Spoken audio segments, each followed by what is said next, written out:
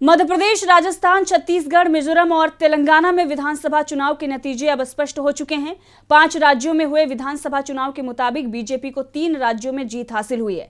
वहीं तेलंगाना में कांग्रेस को जीत मिली, लेकिन जीत के बाद बीजेपी के सांसदों की मुश्किलें बढ़ गई हैं। तो क्या है वो वजह जिसने बीजेपी के जीते हुए सांसदों की मुश्किलें बढ़ा दी हैं? देखिए इस रिपोर्ट में। रविवार को राजस्थान समेत 4 राज्यों के विधानसभा चुनाव के नतीजे घोषित किए गए।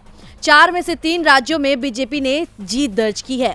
4 राज्यों के विधानसभा चुनावों में भाजपा ने अपने 21 सांसदों को भी मैदान में उतारा था। चुनाव लड़े ज्यादातर सांसदों ने जीत दर्ज की है, लेकिन जीत के बाद सांसदों की मुश्किलें बढ़ गई है। अब इन सांसदों के पास 2 ऑप्शन है। इन्हें लोकसभा और विधानसभा में से किसी एक को चुनना होगा।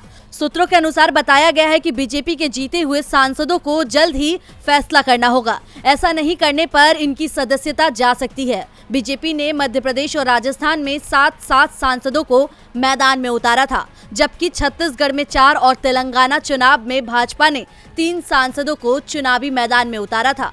इनमें से 9 सांसद चुनाव हार गए, बाकी के सांसद चुनाव जीत गए और अब इन सांसदों के पास लोकसभा और विधानसभा में से किसी एक को चुनने के लिए 14 दिन का समय है। संविधान विशेषज्ञ और लोकसभा के पूर्व महासचिव PDT आचार्य ने संविधान के अनुच्छेद 101 के तहत 1950 में राष्ट्रपति से जारी एक साथ 2 सदनों की सदस्यता का प्रतिषेध संबंधित नियम का हवाला देते हुए कहा कि अगर सांसद 14 दिन के अंदर फैसला नहीं लेते हैं तो वे संसद सदस्यता गंवा देंगे। हालांकि वे राज्य विधानसभा के सदस्य बने रह सकते हैं।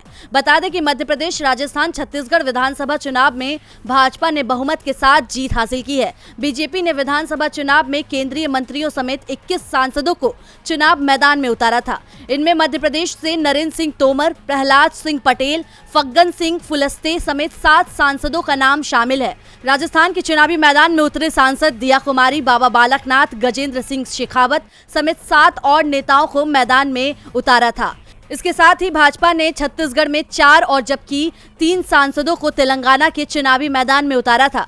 अब इन सभी सांसदों को 14 दिनों के अंदर लोकसभा या विधानसभा में से किसी एक को चुनना होगा।